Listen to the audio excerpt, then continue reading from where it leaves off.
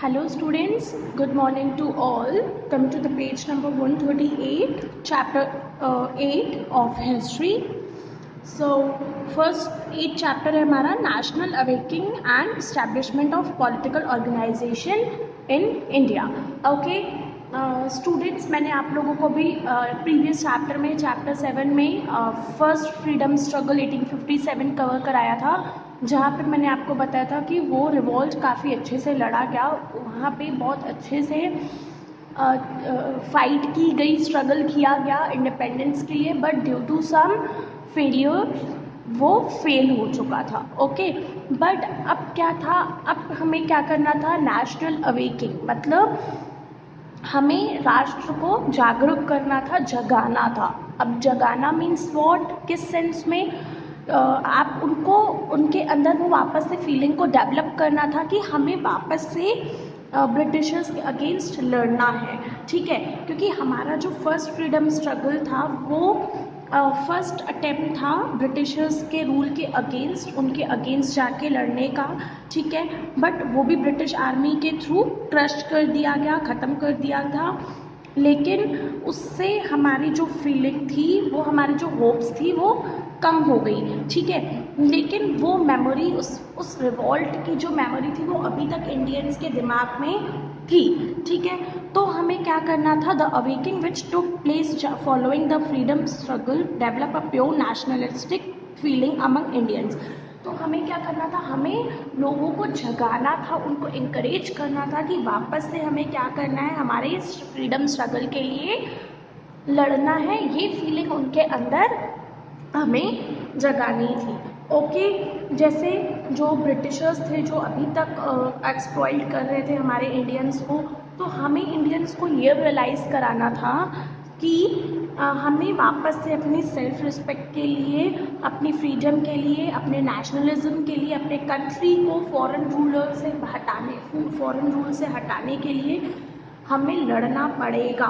ये फीलिंग उनके हर्ट में जब वापस से जागृत करने के लिए हमें नेशनल अवेकिंग करनी पड़ी. ओके, सो नेक्स्ट है the reasons of national awakening in India. Okay, अब कुछ रीजन्स दिए गए हैं कि किन रीजन्स के कारण हमें ये करना पड़ा, कि हमें हमारे जो इंडियंस थे उनको वापस से हम क्यों जागरूक करना चाह रहे थे. तो पहला तो है बेटा political reason. Political reason means मतलब क्या, हमें इंडियंस के अंदर ये जगाना था कि जो भी हम ब्रिटिश के अंडर है अभी तक, वो हमारे साथ जो भी कर रहे हैं वो सब गलत कर रहे हैं. वो पहले तो वो हमारे इंडिया में आए. ठीक है, उन्होंने क्या किया, उन्होंने सिर्फ ट्रेड के नाम पे हमारे इंडिया में घुसे. ठीक है, आफ्टर डैट उन्होंने क्या स्टार्ट कर दिया, धीरे धीरे पूरे इंडिया में अपनी कंपनीज़ को इस्टेब्लिश करना स्टार्ट कर दिया. ठीक है, आफ्टर डैट उन्होंने धीरे धीरे जब पूरे जगहों पे अपना इस्टेब्लिश कर दिया अपना एम्पायर, उसके बाद उन्होंने हमारे लॉज और हमारे जुडिशियल सिस्टम में इंटरफेयर करना स्टार्ट कर दिया. तो कुल मिलाकर के हमें क्या करना था, उनके रूल को हटाना था, है ना. और उन्होंने पॉलिटिक्स करके, है ना, बिट्रे करके उन्होंने अपने आप को स्टैब्लिश करते गए और इंडिया को अपने कंट्रोल में लाते गए. तो पहला रीज़न था हमारा पॉलिटिकल, क्योंकि वो हमारे साथ बहुत पॉलिटिक्स कर रहे थे. सेकेंड था religious and social resurgence. That means हमारा जो दूसरा रीज़न था नेशनल अवेकिंग का, दैट वाज कि उन्होंने हमारे रिलीजियंस और हमारे सोशल समाज के साथ बहुत ज़्यादा गलत किया था. जैसे हमने स्टूडेंट्स, मैंने आप लोग को प्रीवियस चैप्टर में बताया था 1857 में कि किस तरह से वो डिस्क्रिमिनेशन करते थे, किस तरह से वो हमारे सोल्जर्स के साथ भेदभाव करते थे, राइट. तो हमें वापस से हमारा प्राइड, हमारा सेल्फ रिलीजियन, हमारे जो सेल्फ गवर्नेंस है, उन सबको वापस से इस्टेब्लिश करने के लिए ये करने की बहुत ज़्यादा ज़रूरत थी. हमें जागरूक होने की बहुत ज़रूरत थी. और जागरूक किस लिए, ताकि हम वापस से उनके अगेंस्ट फाइट कर सकें. Okay, after that impact of western culture education and thinkers, ठीक है। ये थर्ड रीज़न है हमारा नेशनल अवेकनिंग का, कि जो मैंने बताया कि जो लॉर्ड मैकॉले है, उन्होंने वेस्टर्न एजुकेशन इंडिया में इंट्रोड्यूस कर दी हुई थी, ठीक है। हमारी सारी लैंग्वेज को, हमारे रिलीजियस को, हमारे कल्चर को, हमारे एजुकेशन सिस्टम को बदल के वो सिर्फ अपनी लैंग्वेज, अपना कल्चर, अपने रूल्स, मतलब हमारे इंडिया को पूरी तरह से वो बदल रहे थे, ठीक है। उन्होंने क्या किया, उन्होंने हर जगह सिर्फ वेस्टर्न कल्चर फैला के रखा था, ठीक है। तो हमें हमारे इंडियंस को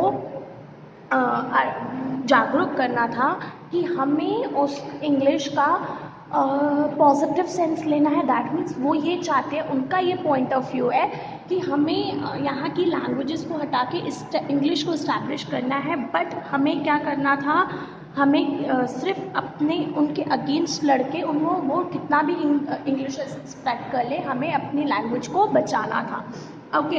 एंड हमें एक सेकेंड इम्पैक्ट ये हुआ हमारे नेशनल अवेकनिंग में कि the western education introduce Indian to the modern concept of nationalism, independence, equality and democracy. उनके ये करने के कारण, उनके वेस्टर्न एजुकेशन को इंट्रोड्यूस करने के कारण इंडियंस ने मॉडर्न कॉन्सेप्ट सीखे कि किस तरह से हम इंडिपेंडेंस पा सकते हैं, इक्वालिटी क्या होती है, डेमोक्रेसी क्या होती है। ये सब हमने उनके ही मॉडर्न कॉन्सेप्ट से सीखा। तो ये एक पॉजिटिव इम्पैक्ट पड़ा हम पे, इंडियंस पे, कि क्योंकि मैंने आप लोगों को पीछे बताए थे फेलियर्स, 1857 के फेलियर्स, कि हमारे जो ट्रेडिशंस थे और हमारे जो वेपन्स थे वो आउटडेटेड थे, तो हमें उन्हें मॉडर्न करना था।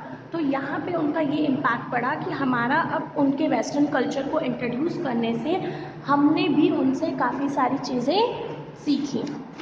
After that, impact of contemporary European movements, or with the establishment of British Empire in India, spread of English education also took place. As a result, Indian came to contact with the Western world, ठीक है। इनके European movements और इनके English के establishment से हम Indians ने क्या सीखा, हमने इंग्लिश एजुकेशन को सीखा, ठीक है। हम किनके कांटेक्ट में आए, हम वेस्टर्न वर्ल्ड के कांटेक्ट में आए, ठीक है। और हमने उनसे क्या इंस्पिरेशन ली, क्या लेसन लिया, कि जब छोटी छोटी जो कंट्रीज़ हैं वो कुछ यूरोपियन मूवमेंट्स को फॉलो करने से, like Italy, Germany, Romania, Serbia, ये सब अगर इंडिपेंडेंट हो सकती हैं, तो हमारा इतना बड़ा इंडिया क्यों नहीं हो सकता, ठीक है।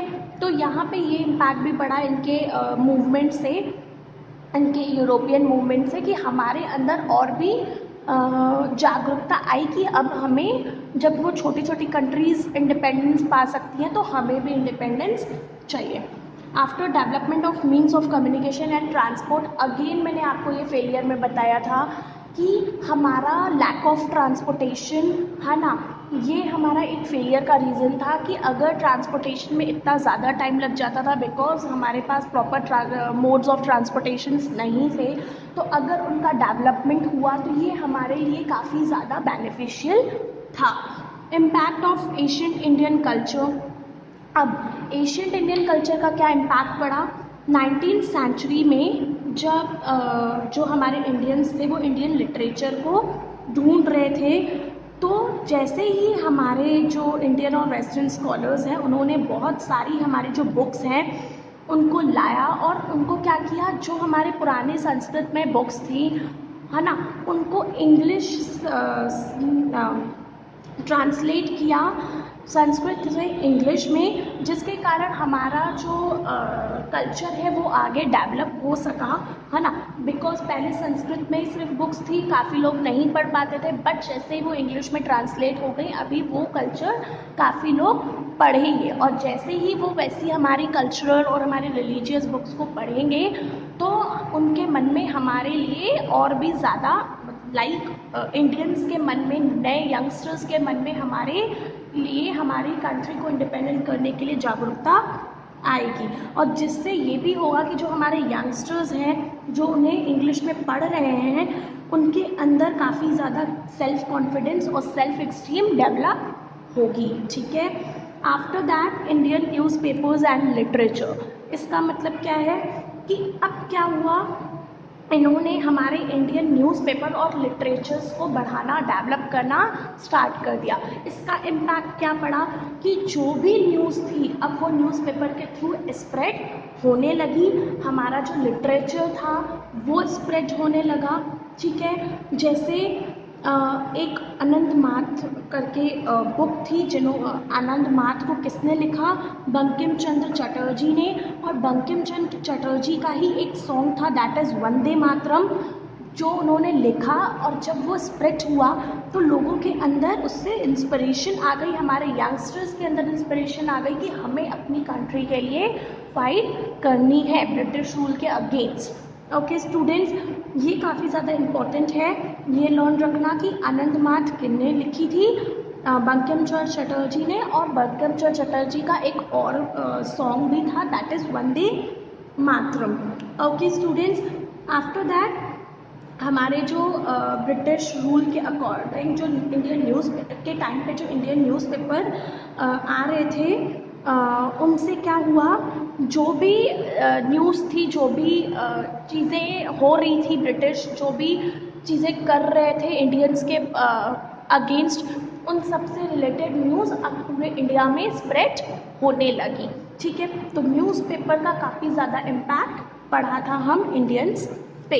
Okay, after that the British policy of economic exploitation, ये मैंने आप लोगों को बताया है कि जो ब्रिटिश है उन्होंने कैसी पॉलिसी बना के रखी थी, उन्होंने हमारी इकोनॉमी को एक्सप्लॉइट करने की, हमारी इकोनॉमी को ख़त्म करने की पॉलिसी बनाई थी।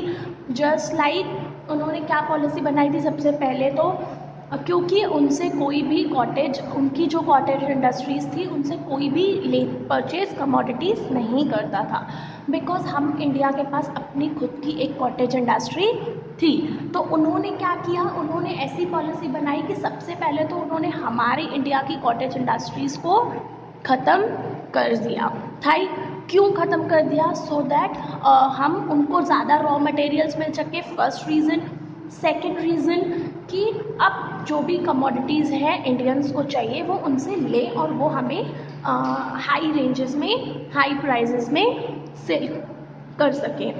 आफ्टर डैट है हमारा 9th, the policy of racial discrimination. Racial discrimination मतलब अब उन्होंने पहले हमारी इकोनॉमी को एक्सप्लॉइट किया, उसके बाद उन्होंने रेशियल डिस्क्रिमिनेशन स्टार्ट कर दिया।